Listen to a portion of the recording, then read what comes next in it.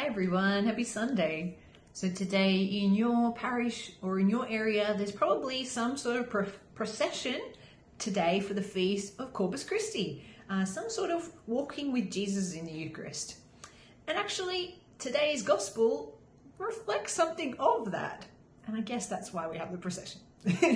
But Jesus has just been involved in the multiplication of the loaves, and the crowds are following him, and they're like so excited, like, wow, this person gave us bread in the midst of the wilderness from the little that we had, like, we want to follow him.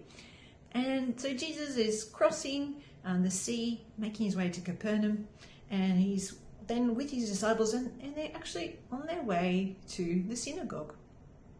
And for those crowds where there's so much busyness and noise and perhaps excitement, Jesus is inviting them to go a little bit further. He's inviting them to go from this place of chaos and movement, this excitement, to this place of greater depth, of perhaps silence, of place to be able to savor what it is that Jesus is really doing. Because Jesus isn't just giving this physical bread, but in the gospel today, he's explaining that he is giving his own flesh to nourish us. And that was really hard for them to understand. But nonetheless, Jesus called them to this place of thriving, of fullness of life, by receiving this bread of life that is his own self. And I don't know about you, but for me, many times, the only time I get to stop in the day from all the busyness and movement is when I go and eat, when I go and share a meal with others. And I think Jesus knew this. Jesus knew that when he gave his own flesh, when he gave his own life as bread, it would mean that we would come together as a community.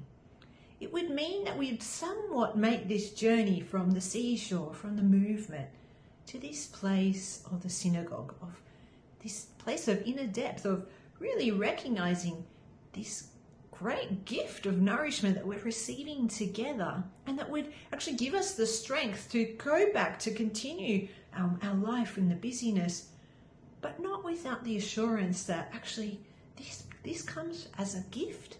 This comes from a place that draws us together as community. And so this Sunday, I invite you to perhaps stop in the middle of where you are, the busyness and the movement, and to really make that journey to the synagogue. Make that journey of reflection, of prayer, of entering to the depths of what this gift really means. This gift that draws us to be as community. This gift that draws us to be nourished, to not just be surviving, but to be thriving. How precious, how beautiful that God gives nothing less than everything, that Jesus gave his whole being so that we may have life, that we may be nourished. May you enjoy the gift this Sunday of really recognizing how God wants you to be alive, how God wants us as a community to thrive, and God gives nothing less than God's whole self. Happy Sunday, everyone.